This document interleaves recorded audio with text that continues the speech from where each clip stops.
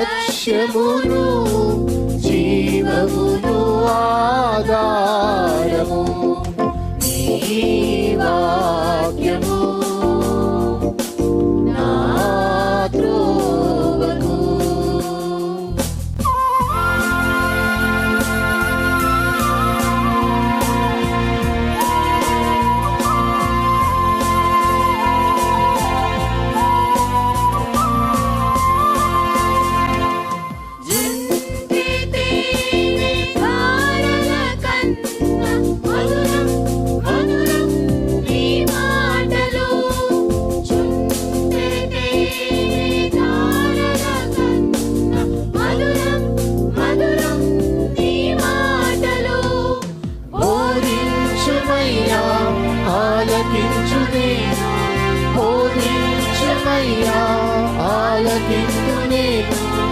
అనుసరింతునయ్యా ఆత్మశక్తితో, అనుసరింతునయ్యా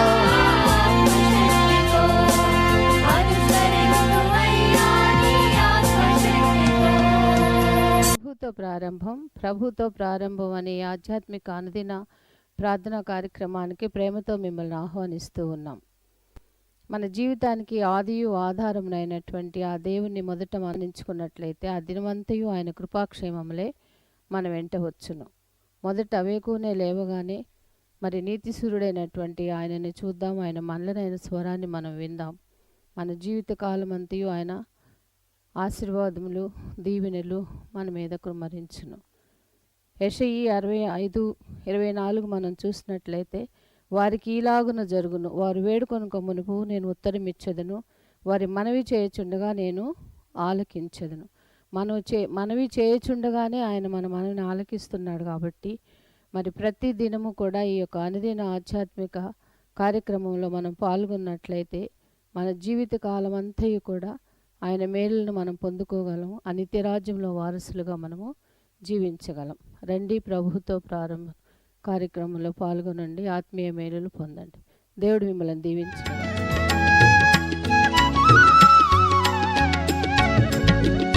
దేవ సంస్తుతి చేయవే మనసా, శ్రీమంతుడగు యెహోవా సంస్తుతి చేయవే మనసా. దేవ సంస్తుతి చేయుమానా జీవమాయ యెహోవా దేవుని పావన నామమును తెంచుమా. నాయంతరంగములో వసించు నో సమస్తమా. ఆ కారణము చే దేవ సంస్తుతి చేయవే మనసా.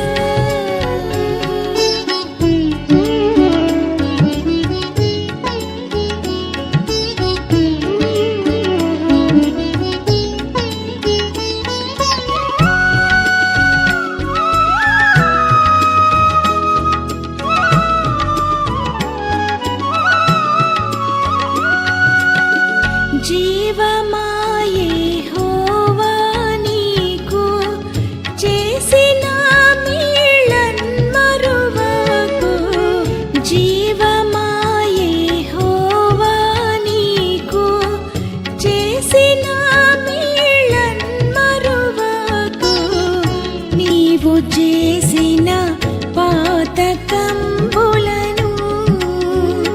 మన్నించి జబ్బు లేవియున్ లేకుండా చేయును. ఆ కారణము చే దేవ సంస్తుతి చేయవే మనసా.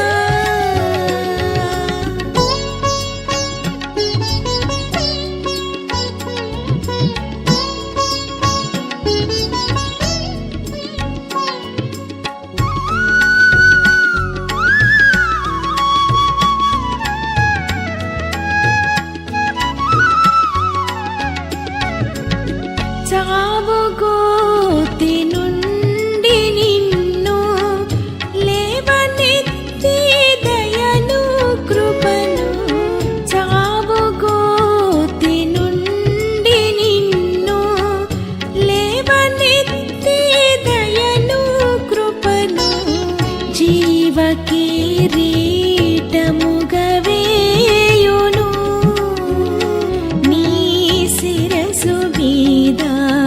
జీవ కిరీటముగా వేయును. ఆ కారణముచే దేవ సంస్తుతి చేయవే మనసా. ప్రియమైన దేవుని సంగమా, మరొక నూతన దినమును దేవుడు మనకు అనుగ్రహించాడు.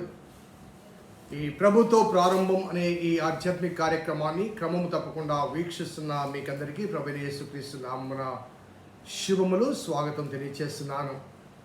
మరి బైబిల్ గ్రంథంలో మరి నిన్నటి నుంచి కీర్తన గ్రంథంలోనికి మనం వచ్చాం.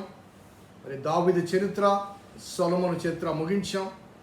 కాబట్టి వారి రచనలు కూడా మరి ధ్యానం చేస్తే ఒక పరిపూర్ణత కలుగుతున్న నేపథ్యంలో మరి మొదటగా దావీదు రచనలు మనకు కీర్తనలోంచి పొందుపరచబడ్డ కీర్తనలు మనం ధ్యానం చేస్తూ మరి పరిచయ గ్రంథంగా లేకపోతే పరిచయ కీర్తనగా భావించబడ్డ మొదటి కీర్తన యొక్క పరిచయాన్ని నిన్న దినం మనం ధ్యానం చేశాం.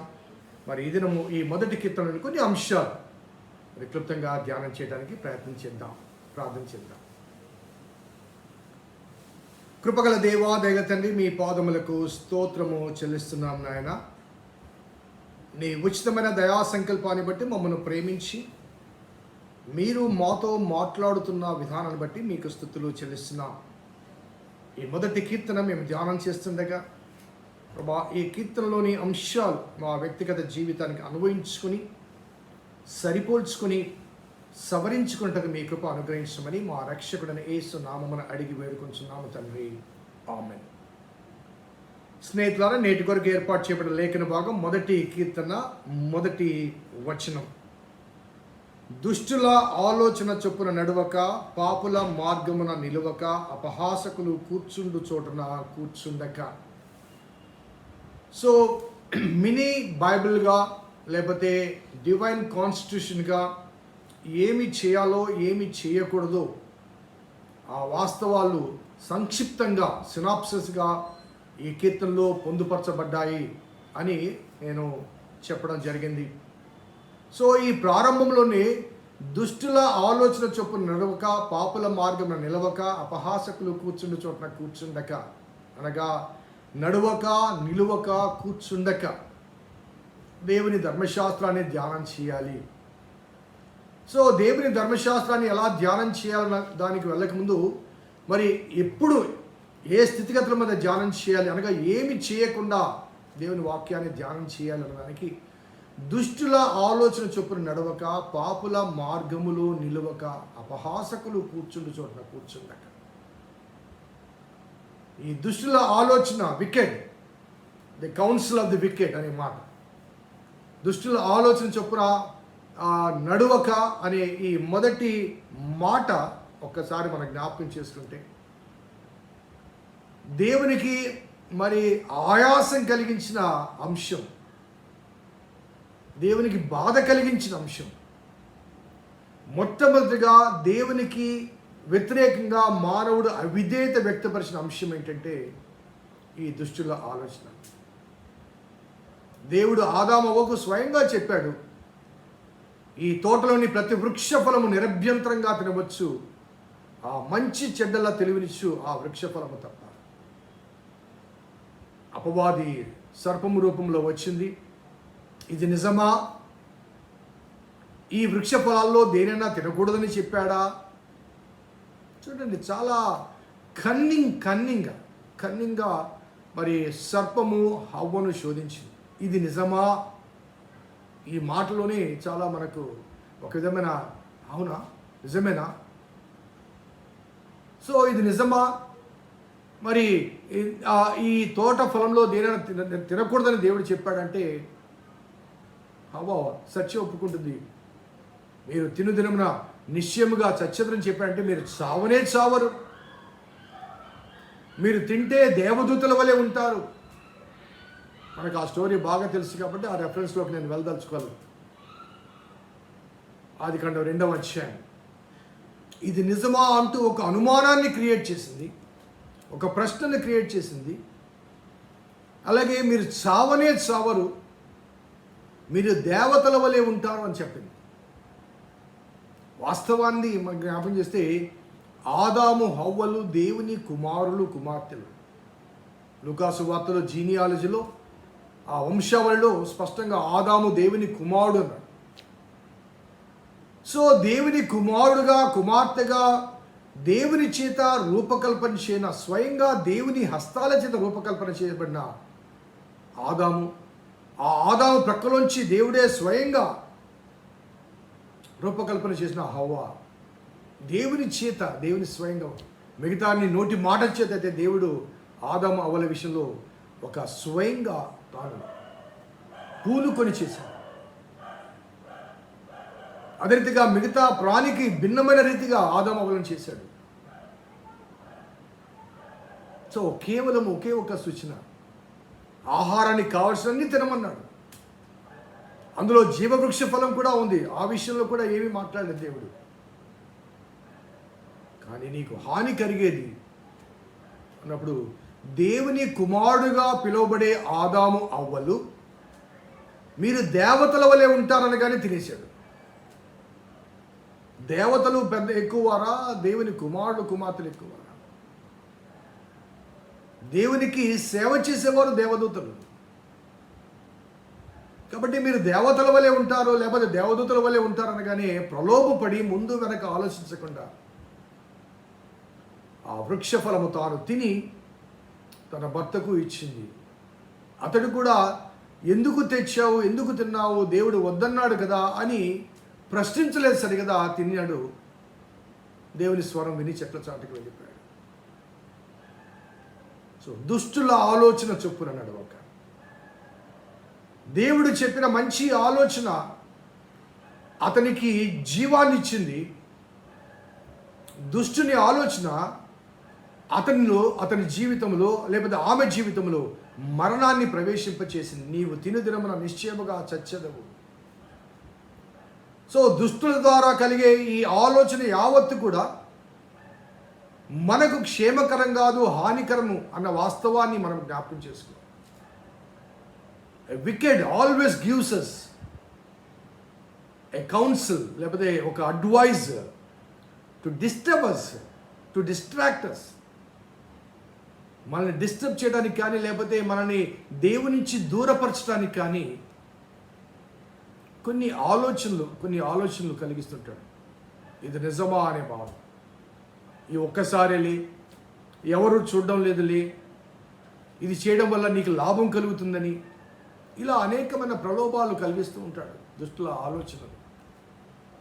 సో దానికి అనుగుణంగా ప్రయత్నం చేసి లేకపోతే ప్రలోభపడి చాలా ఇబ్బందులు పడ్డవారు చాలామంది ఉన్నారు. నాకు తెలిసిన ఒక గవర్నమెంట్ ఆఫీసర్ మిగతా వారి వలె తాను కూడా ప్రలోభపరచబడి మరి అక్రమ సంపాదనకు ఆశపడ్డప్పుడు అది పొందుతున్నంత కాలం చాలా సంతోషంగా ఉండి, ఆ పొందుతున్నంత కాలం చాలా అభివృద్ధిలోనికి వెళ్తూ చాలా ఇది బాగుంది అనుకున్నాడు. కానీ పట్టుబడ్డప్పుడు తాను పొందింది యావత్తు కోల్పోవడమే కాకుండా తనకు వాస్తవంగా పొందవలసింది కూడా ఆగిపోయింది. న్యాయబద్ధంగా రావాల్సింది కూడా ఆగిపోయింది. ఆ సమయంలో ఆ ఆలోచన ఇచ్చిన ఆ దుష్టుడు మరలా కనిపించలేదు, కనుమరుగయ్యాడు. ఆదాము అవ్వల జీవితంలో ఆ సర్పము ఆ ఆలోచన కలిగించింది. మరి ఆ తర్వాత దేవుని ఉగ్రత కలిగి ఆదాము అవ్వలు మరి ఆ ఏదైనా వనం నుంచి బయటికి వెళ్ళగొట్టబడ్డప్పుడు మరలా ఆ సర్పం కనిపించిందా? సర్పం మళ్ళా వచ్చి పర్లేదులే నేను ఇంకో మార్గం చూపిస్తానని మాట్లాడిందా? సర్పము బహిరంగంగా బాహ్యంగా వారి జీవితంలో జోక్యం చేసుకోలేదు, కానీ వారి అంతరంగంలో తిష్ట వేసింది. అందుకే ఆ తదుపరి హవ్వ కనిన కుమారుడు నేను ఒక మనిషిని సంపాదించుకున్నానంది, యెహోవా దయ వల్ల అని చెప్పుకుంది. కానీ ఆ పుట్టిన ప్రథమ సంతానము హంతకుడయ్యాడు. కారణం ఏంటంటే దుష్టుల ఆలోచన చొప్పున నువ్వు ఎప్పుడైతే నడుస్తావో పాపుల మార్గంలో నువ్వు నిలిచిపోతావు. ఆ నిలవడం అనేది ఏం చేస్తుందంటే మరి అపహాసకులు కూర్చుండబెడుతుంది. మన ఎగ్జాంపుల్ కోసం ఇంకొక మాట చెప్తాను. దారిని వెళ్తున్నప్పుడు మన యవనస్తులంటే పెద్దవాళ్ళకు కూడా కొన్నిసార్లు అభ్యంతరకరమైన కొన్ని పోస్టర్స్ కనబడుతుంటాయి. అవి సినిమా పోస్టర్స్ కావచ్చు, ఇంకేమైనా కావచ్చు. కొంత శోధించే పోస్టర్స్ కనబడుతుంటాయి. కొన్నిసార్లు యాదాలాపంగా అలా చూస్తాం, కానీ మరలా చూడాలనే కోరికను చూసారా? యాదాలాపంగా చూడటం తప్పు కాదు, ఎందుకంటే అక్కడ ఉంది, మనం పోతూ చూసాం. కానీ మరలా చూడాలనే ఆ కోరిక ఏం చేస్తుందంటే నిన్ను నడిపించడం మాత్రమే కాకుండా అక్కడ నిలబెడుతుంది, తర్వాత కూర్చోబెడుతుంది. పాపం ఎలా చేస్తుందంటే మొట్టమొదటిగా ఆకర్షవంతంగా ఉంటుంది, రా అంటుంది. సో నువ్వు నడుస్తావు. సో ఆ పాపము నిన్ను వశపరుచుకుంటుంది, నువ్వు నిలబడతావు. ఆ పాపము నిన్ను దిగజారుస్తుంది, నువ్వు అక్కడే కూర్చుండిపోతావు, అందులోంచి బయటికి రాలేవు. పాపం ఒక ఊపి లాంటిదండి. అది నేత్రాశ కావచ్చు, శరీరాశ కావచ్చు, జీవబుడంబం కావచ్చు, ఏదైనప్పటికీ కూడా దైవిక నియమావళిలో ఈ కీర్తనల గ్రంథంలో మొదటి కీర్తనగా ఉపోద్ఘాతముగా చెప్పబడ్డ ఈ మొదటి కీర్తనలో మొదటి భావనే, మొదటి భాషే, మొదటి అంశమే దుష్టుల ఆలోచన చొప్పున నడవక, పాపుల మార్గంలో నిలవక, అపహాసకులు కూర్చుండు చోట కూర్చుండక. ఈనాటి కాల పరిస్థితుల్లో మరి ఆనాడు మొదలైన ఆ శోధన మరి నేటికి కూడా చాలామంది జీవితాలను మరి ఆ అగమ్య గోచరంగా సరిదిద్దుకోలేని రీతిగా చాలామంది జీవితాలను నాశనపరుస్తుంది. అంటే మరి ఆ నడవడం, ఆ నిలవడం, అక్కడ కూర్చోడం. అది వ్యభిచారం కావచ్చు, త్రాగుడు కావచ్చు, లేకపోతే జూదం లాంటి కొన్ని వ్యసనాలు కావచ్చు. కొన్నిసార్లు ఆ మాటలు ఇక్కడి నుంచి అక్కడికి ట్రాన్స్ఫర్ చేసే అనుభవాలు.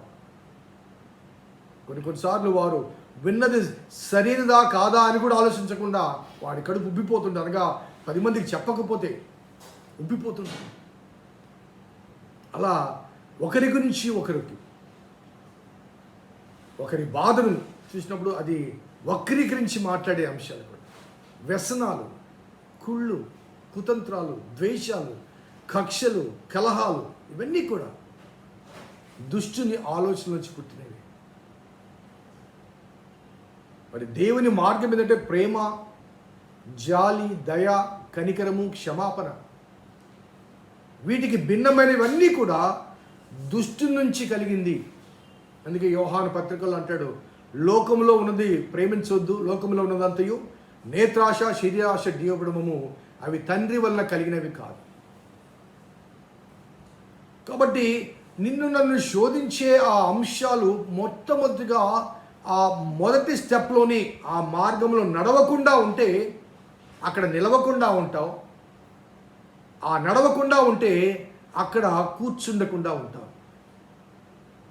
కాబట్టి మొదటి అడుగులోని ఒకవేళ పొరపాటున ఆ మార్గంలో నడిచిన వెనక్కి వచ్చి తిరిగి ఆ మార్గంలో వెళ్లకుండా ఉంటే నువ్వు నిలిచే లేకపోతే కూర్చుండే పరిస్థితి నీ జీవితంలో, నా జీవితంలో రాదు.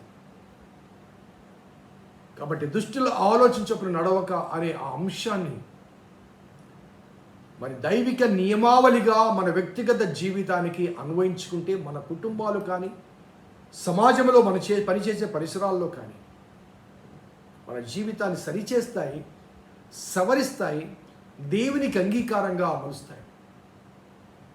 సో దుష్టుల ఆలోచన చొప్పు నడవక, పాపుల మార్గంలో నిలవక, అపహాసకులు కూర్చుండు చోట్న కూర్చుండక. కొన్నిసార్లు ఆ అపహాసకుల మాటలు దురద చెవులు అంటారు చూసారా, గేలి చేస్తుంటారు, ఎగతాళి చేస్తుంటారు. 2-3 కలిసి మాట్లాడుతుంటారు ఒక 4వ వ్యక్తి గురించి లేకపోతే 3వ వ్యక్తి గురించి.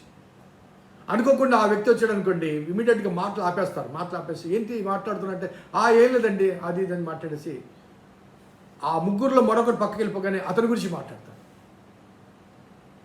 మనకు చాలాసార్లు మంచి వార్తల పట్ల ఆశ ఉండదండి, చెడు పట్ల ఆసక్తి ఉంటుంది. ఈ మధ్య ఒక సంఘటన కూడా చెప్పాను. దారిలో పోతున్నప్పుడు ఒక రహదారి మీద అందరూ గుంపుగా ఉంటారు. 2 వాహనాలు ఢీకొన్నట్టుగా కనబడుతూ ఉంటుంది. ఏమైంది అంటే అంతమంది జనాలు అక్కడ కూడారు కాబట్టి అక్కడ ఏదో యాక్సిడెంట్ జరిగి ఉంటుంది అన్న భావన మనకుంటుంది. సో మెల్లిమెల్లిగా ట్రాఫిక్ ఛేదించుకొని మన వాహనం నుంచి బయటకు వెళ్తున్నప్పుడు మరి ఆ వైపు చుట్టానికి కూడా కొద్దిగా భయపడతాం. ఎందుకంటే అక్కడ ఏదో జరిగి ఉంటుంది, రక్తపాతం అది ఇది అని భయపడతాం. ఈ లోపల ఆ డ్రైవర్ చూసి, అమ్మా ఏం జరగలేదమ్మా, అక్కడ ఏం లేదు, 2 వాహనాలు కొద్దిగా అట్లా రాసుకునే అంతే, ఏం జరగలేదా ఒక రకమైన డిసప్పాయింట్మెంట్ హృదయంలో ఉంటుంది. అనగా అక్కడ గుమ్మి కూడా అంటే ఏదో జరిగి ఉండాలి. కొన్నిసార్లు పెద్ద భూకంపం జరిగింది, 30 మంది చనిపోయారు.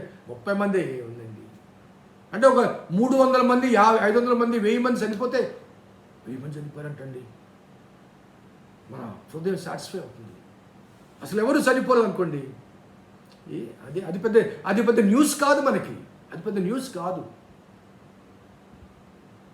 ఈనాడు వార్తాపత్రికల్లో మనకు కనిపించే న్యూస్, మీడియాలో కనబడే న్యూస్ కానీ దుర్మార్గం గురించి, దుష్టత్వం గురించి, వ్యభిచారాల గురించి, హత్యల గురించి, మానభంగాల గురించి, వాడి గురించి వీడి గురించి వాడు, దుర్మార్గపు మాటలు, దుష్టత్వంతో కూడిన మాటలు, అవి అధికంగా వార్తల్లో వస్తున్నాయి. కానీ సువార్త పట్ల ఆసక్తి ఎవరికైనా ఉందా?